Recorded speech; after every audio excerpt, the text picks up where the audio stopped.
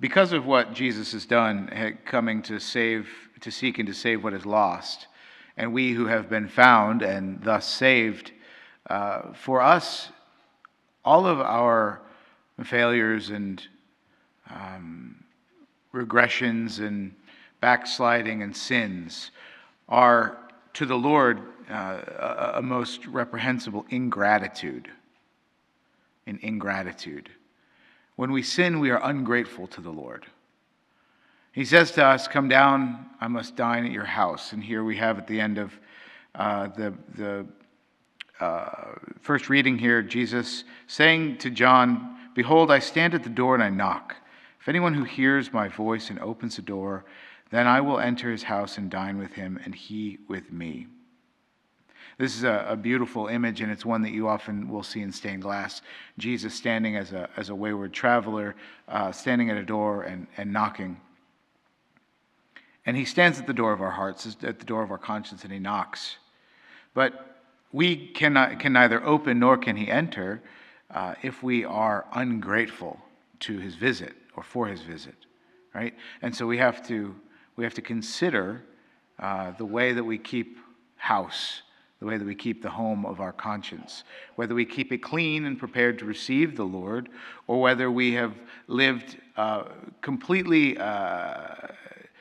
apathetic to the possibility, the advent of the coming of Christ to knock at our door and want to come in, to either ignore him completely, to consider that he'd never come to my door and knock, and so it doesn't matter if I clean the house or not, or whether we just don't care if we let him enter in a dirty house, right?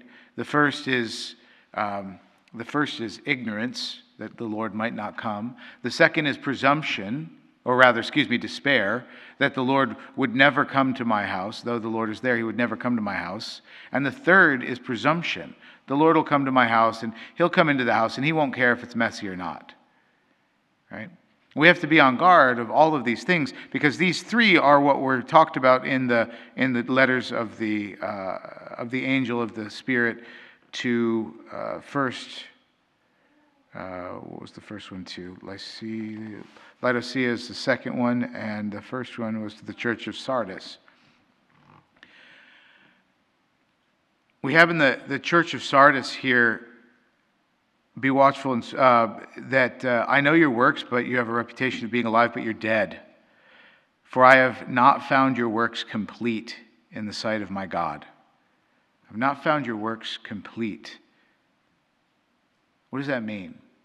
Well, it can mean a couple of different things. Remember, the interpretation of this, the reflection of this is, for me, this is a reflection based on my understanding of where we are as a community, where we are as a church in the world today, and people could understand this differently according to their times. For me, it seems to say that the work is incomplete, is to say that the church is not complete in that there are those who belong to Christ through baptism, but do not belong to the church, the body of Christ, by their rebellion, by their protestation of the fullness of the revelation of God. And so there are those who are Christians, but they are incomplete in their Christianity. The work of God, which is the work of grace, is incomplete in them. They have not received their sacraments of salvation in such a manner as to be fully incorporated into the body of Christ and to belong to that body fully, to become truly heirs of the kingdom and citizens of heaven. Right?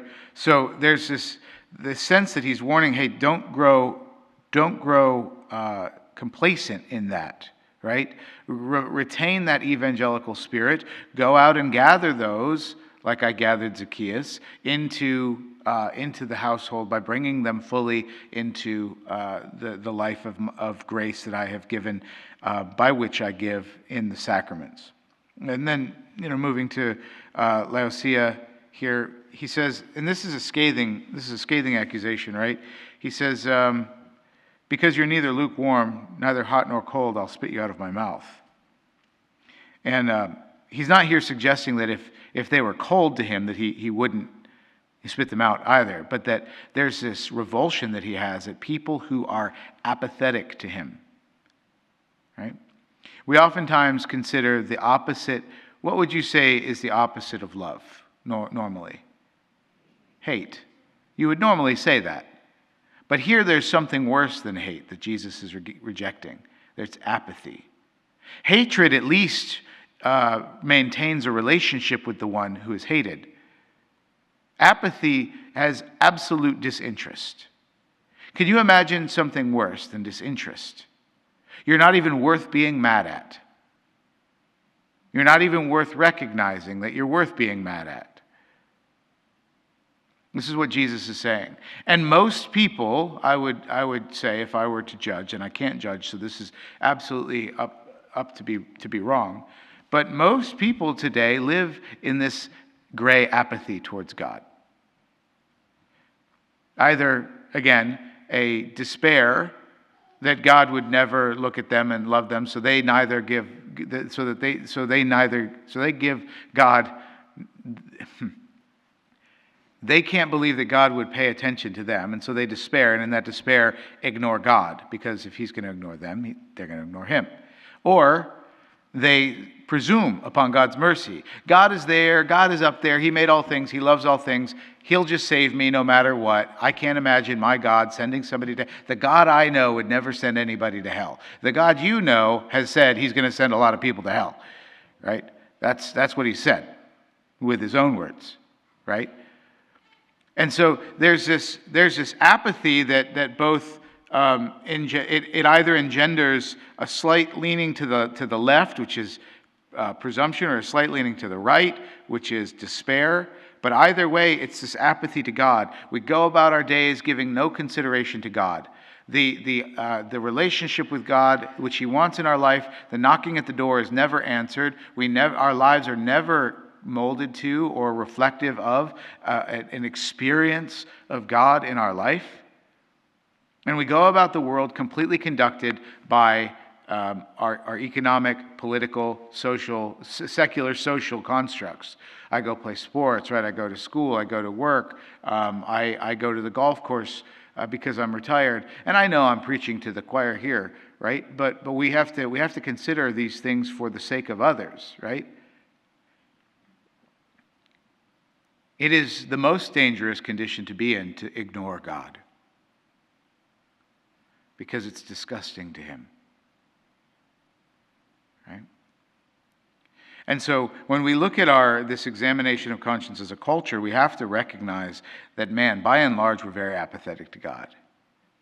And we need to remember the reading from yesterday, rediscover the original joy, rediscover that original love. What's he actually say?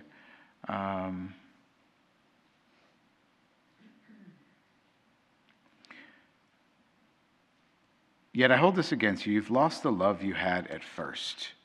That love that we have at first, when we first discover something, is a love to share it with everybody.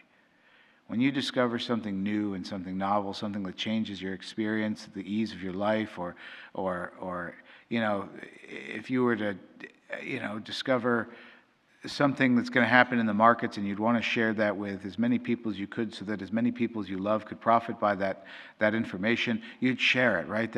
And when we experience Christ, our first love is to share that with others, and how weak and feeble and sort of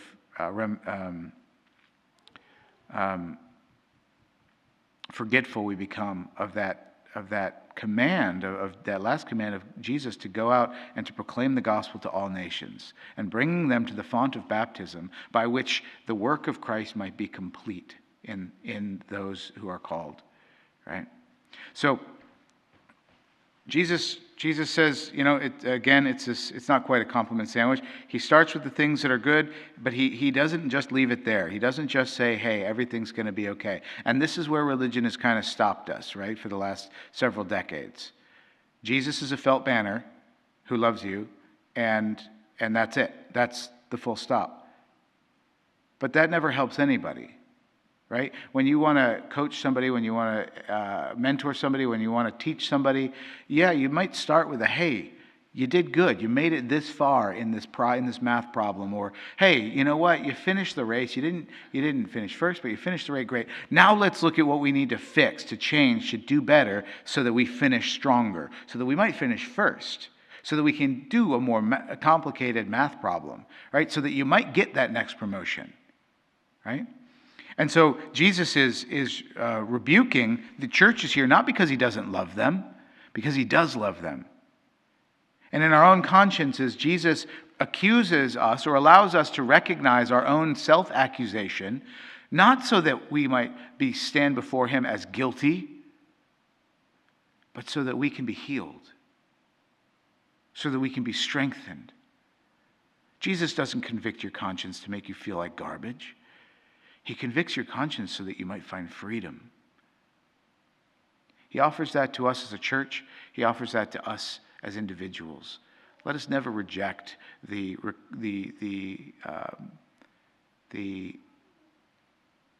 criticism of the just Christ, but receive it in such a way that we ourselves might become just in his sight.